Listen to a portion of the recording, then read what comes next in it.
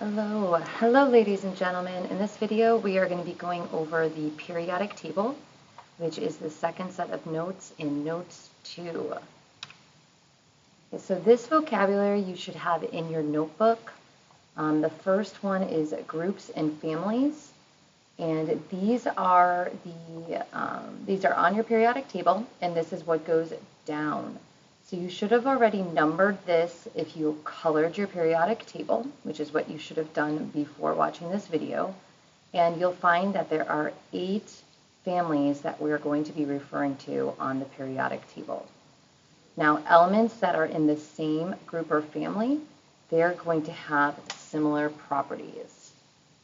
So on your periodic tables, this periodic table right here, on this very first group, all of these that are in this light blue color, these are our alkali metals. All of these here that are in this dark blue color, those are our alkaline earth metals. And if we jump over here to group 7, we see that these are all going to be our halogens. And then in group 8 here, these are our noble gases. So I had you color those in on your periodic table and also title them. But if we're looking at this periodic table here, I can see this would be group 1, this would be group 2. I'm going to skip these transition elements, which these are our transition metals. And then this here is group 3, group 4, group 5, group 6, group 7, and group 8. Okay, so our groups or families go up and down on the periodic table. Now the periods, that is what is going across. So that's what tells us how many shells or energy levels an atom has. So if I go back to my periodic table here, if I were to go left to right in this very first row or first period, I would see that I have 2 elements. So these 2 elements are very small because they only have 1 energy level.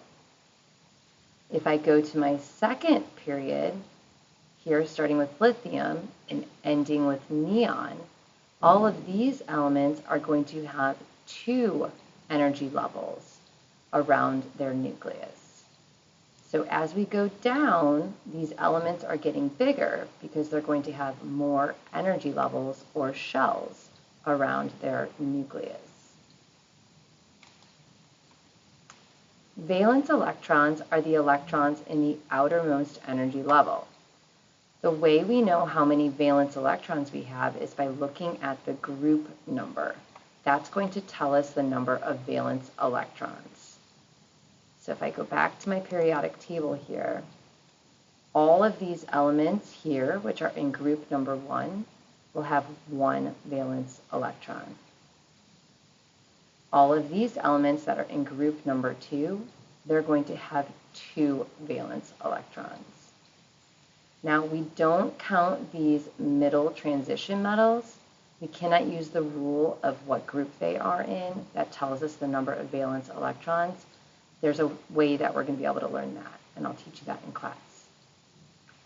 Going back to our group number 3 here, these are going to have 3 valence electrons. Group number 4, 4 valence electrons. And that's going to take us all the way over here to group 8, where all of these elements are going to have 8 valence electrons. The only element that will not will be helium because it's very small, so it will only have 2 valence electrons. The last vocabulary word is atomic radius. And this is just a measure of an atom's size, and it's defined as the distance from the nucleus to the outermost electron shell. Okay, so let's take a look at these pictures. So this is what I was using earlier to explain groups and families. You can see how they're labeled 1 through 8, and they are all going down. The number above the group indicates how many valence electrons they have, which is the electron in the outermost energy level. So you'll notice that for group 1, there's only 1 electron. For group 2 elements, they have 2 valence electrons. For group 3 elements, we see 3 valence electrons.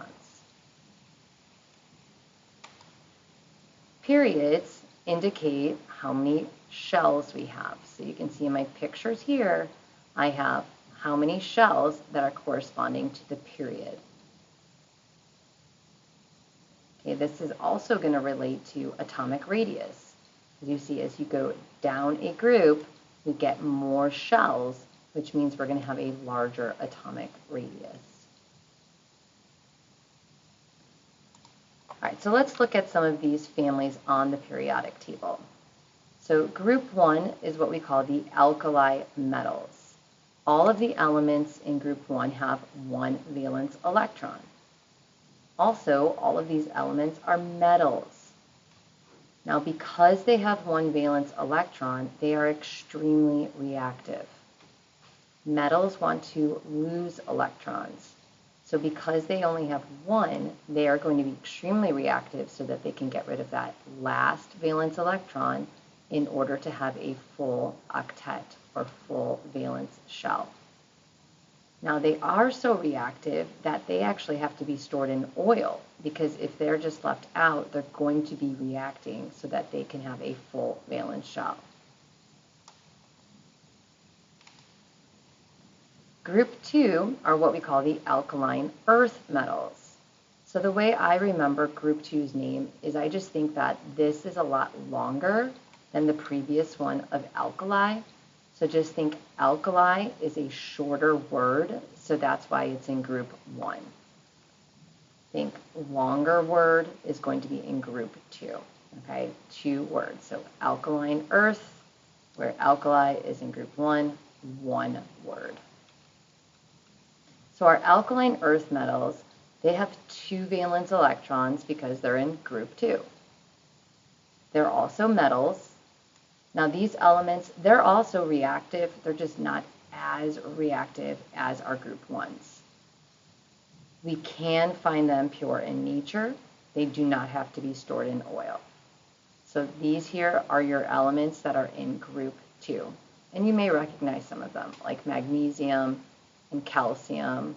And we've looked at strontium when we used it in the flame test. Now we're going to jump over to the right side of the periodic table, where we're going to be looking at group 7. Now, because we're on the right side of the periodic table, these are our non-metals. Halogen group has 7 valence electrons. Now remember, all elements want to have a full octet. That's what makes them stable. So the halogen group is very reactive because it just needs to gain 1 more electron in order to have that full octet. Okay, so they are not stable, just like our group 1 alkali metals, because they want to become stable by gaining 1 more electron. So they're very reactive. This is the most reactive non-metal group. Group 8 are our noble gases. These elements are very stable. Sometimes we would say that they are inert or not reactive because they already have a full valence shell, so they don't want to lose or gain any electrons. All of them are gases at room temperature. Now, all of these elements are going to have a full octet, meaning 8 valence electrons. The only exception is helium, because helium is over here at the very top, and it's extremely small, and it can only hold 2 valence electrons. Make sure you know that. Helium only has 2 valence electrons. Our transition metals, those are located in the middle block of your periodic table. They have a different number of valence electrons. They are harder than alkali metals, meaning we cannot cut them with a knife like we can with the alkalis. However, they're better conductors of heat and electricity. A lot of these elements you'll probably recognize, like nickel, copper, zinc, silver, gold. Okay, these are common metals. We use a lot of these in industry. This picture just shows you where everything is located. You need to know, if I say an element, if it is a metal, a metalloid, or a non-metal. The majority of the elements on the periodic table are metals. The only ones that are non-metals are going to be those that are to the right of this stair-step ladder that you should have drawn in your periodic table, and then also hydrogen. Hydrogen is not a metal. Just think if it's a gas, it's most likely a non-metal. Your metalloids are those elements that are shaded in green here, and they share characteristics of both metals and nonmetals, which is why they're classified as a metalloid. These are the characteristics that are given for metals, metalloids, and nonmetals. So you should have this picture glued into your notebook so that you can remember these different characteristics. So if we look at metals, we can see they're shiny, they're malleable, meaning you can hammer them down or press them into different shapes. They're ductile, meaning they can be stretched or drawn into thin wires. Think about braces. Braces have metals, so that's that ability to draw or stretch them is why we use them in our mouths. They're good conductors of thermal and electric energy. Metals are reactive. Metals lose electrons and they become positive ions. And they're found on the left side of the periodic table. Metalloids, those are going to be basically, they can be shiny or they can be dull.